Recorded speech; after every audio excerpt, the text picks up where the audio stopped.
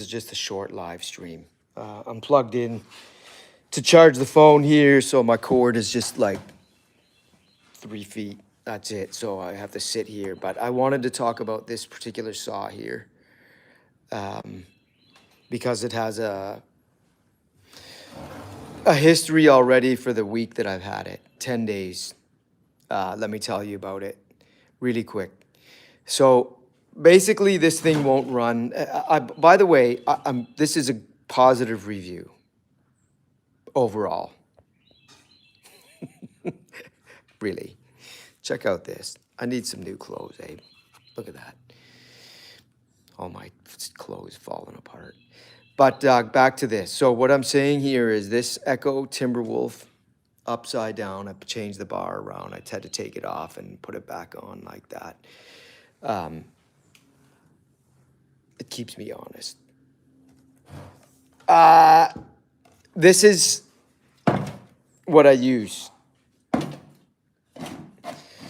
So this can here I've had for many, many years and just keep refilling it and mixing with this.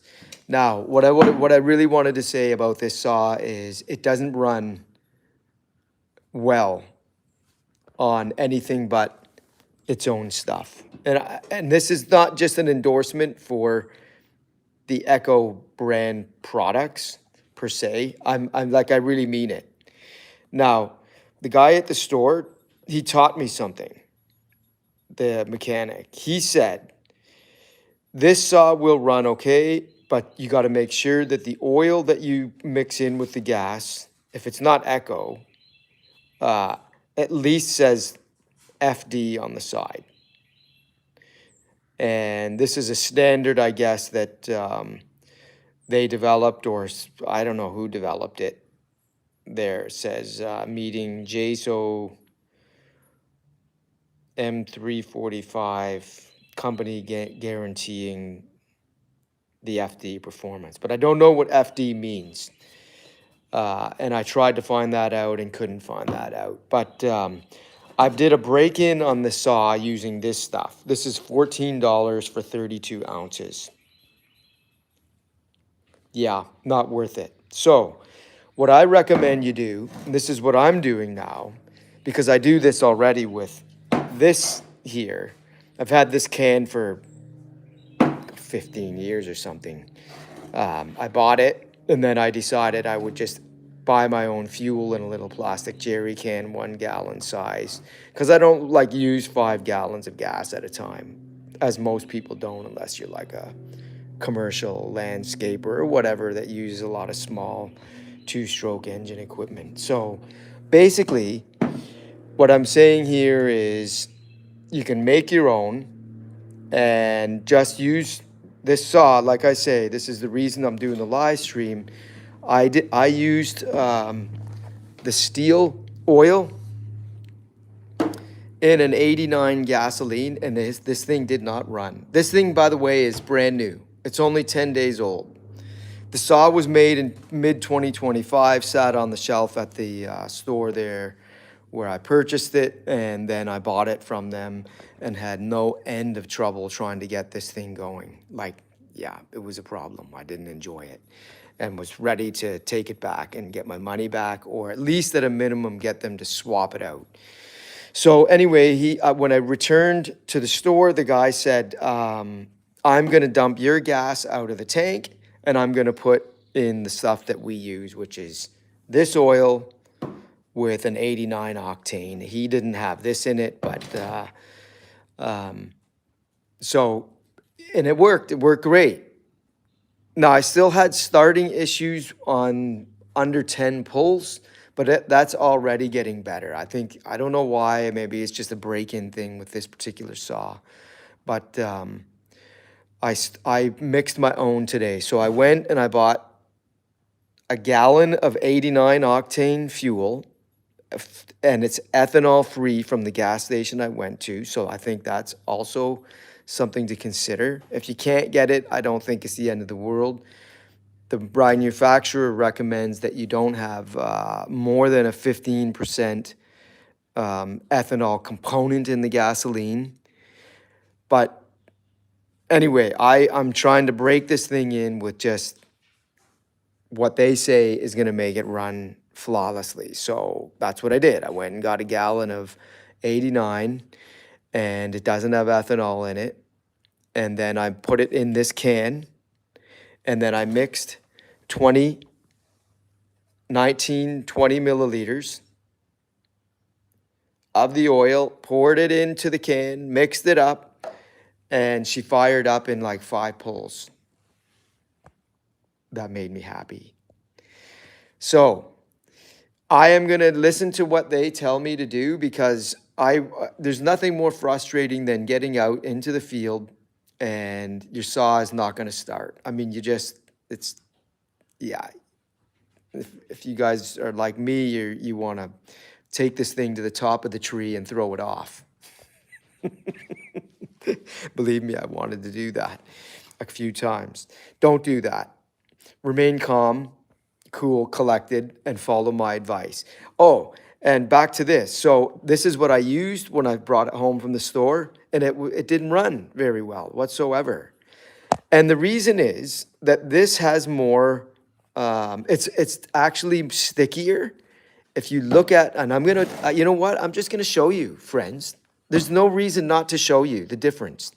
I'm gonna waste a little bit, but this is it's a good learning experience for you. There is a difference. Oh, that's tight. Maybe this one's the open one, I think. Not that one. Okay, I gotta put the phone down here, sorry. No, that one's not been open. Sorry. Here we go. You can see. No, that one isn't it. I got several of them here. I was gonna give them to Jimmy because he has. This one is it. This is it. So stick around. Stick around. Don't leave me. This is a test. I know y'all like a test. So here's the test. Stihl oil, high performance. This is simply to show you there's difference in viscosity at same temperature right out of the container. So here we go. Let's pour a little bit here. That's Stihl right here. And this is the Echo.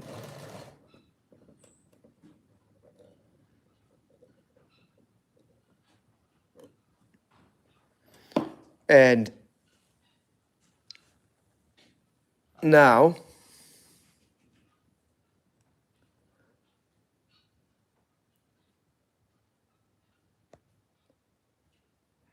let's see.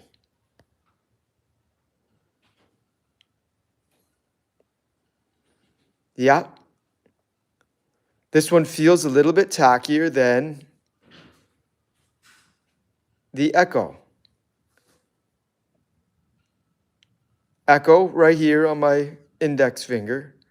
Stihl on this finger. And it's a little bit stickier.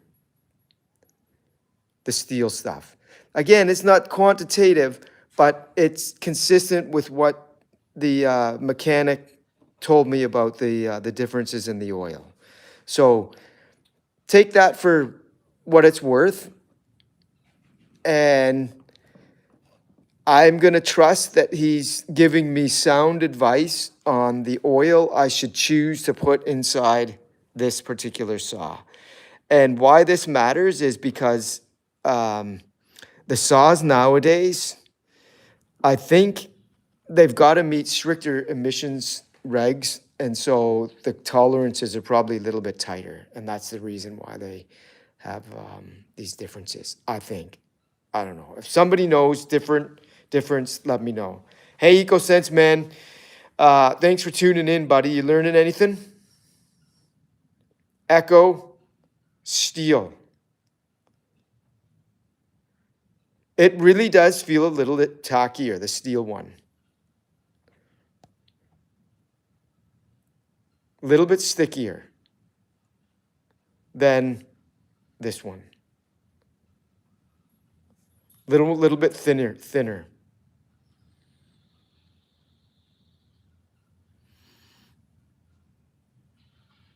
There you go.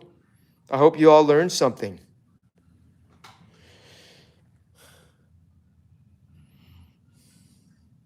I'm just smelling it to see if there was a difference in it. Not really. They both smell like motor oil. Nah, no, actually not motor oil. Now I need a rag. Gotta reach over.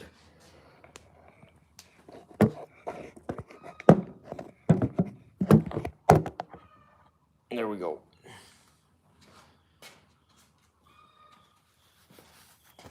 I'm gonna mop up that little oily pile. Then I gotta go do the chicken coops, clean them out. And then I'm going to play pickleball. It's like a summer day here. Friends.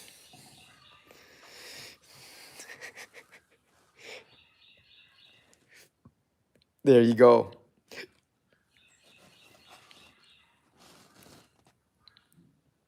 Let's clean it up. Done. What do you think there, EcoSense man?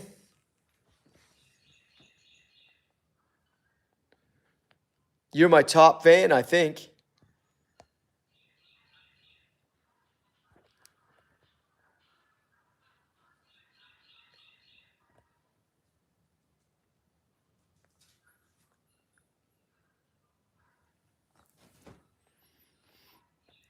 Do you use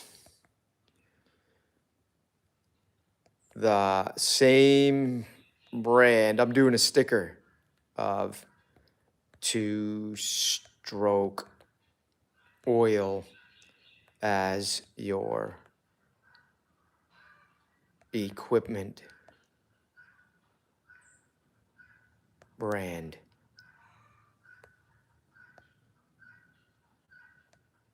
Oh, it's too long.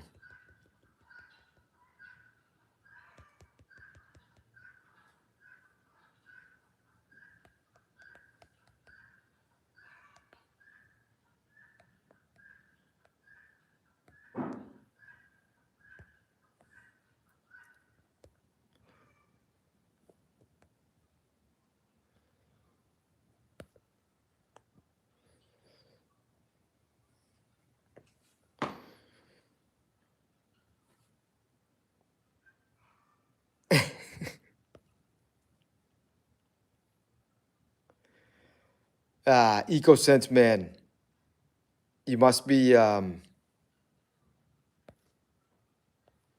busy.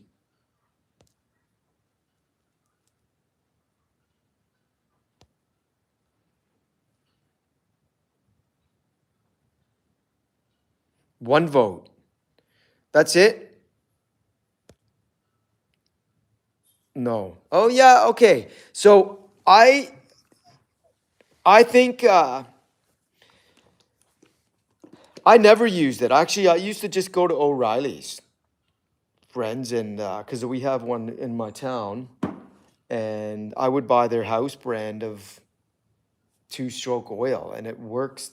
It worked fine in my stuff.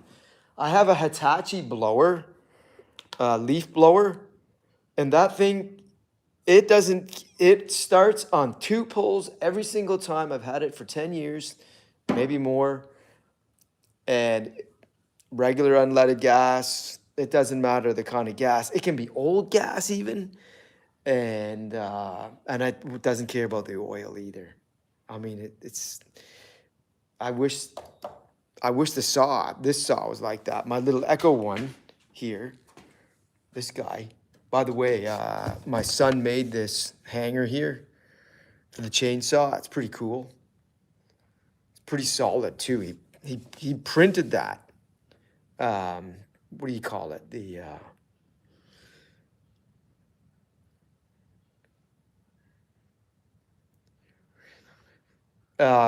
GT gaming fan. Thank you very much. That is a really kind comment. Thank you. I appreciate that a lot. But check this out. My son made this. He has a, what do you call the printers again? That print plastic parts. Pretty neat. It's really solid. It's amazing. Now, I had to modify it because the screw there wouldn't go in all the way. So I had to drill that out, bore it out. But yeah, it works great. I need another one. He made me another one for my other saws. This guy is my dead husky.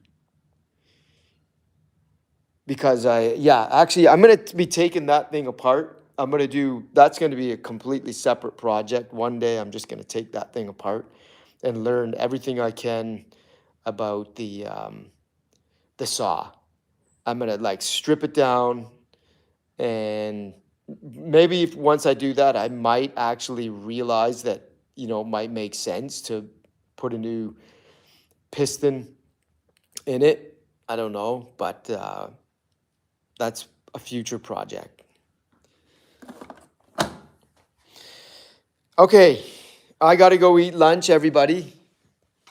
Thanks for tuning in again, and I hope to see you on the next one. Come by. We'll do some different stuff. This shop here has so many things that I want to do. Just have a look around. I started putting up those boards because I have those boards there, you see. I'm going to go a little bit higher because I have a bunch of lumber that's just sitting in the corner. I haven't done much with it.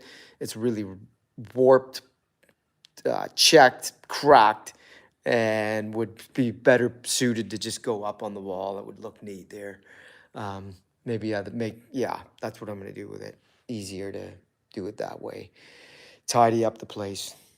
That was a project I started.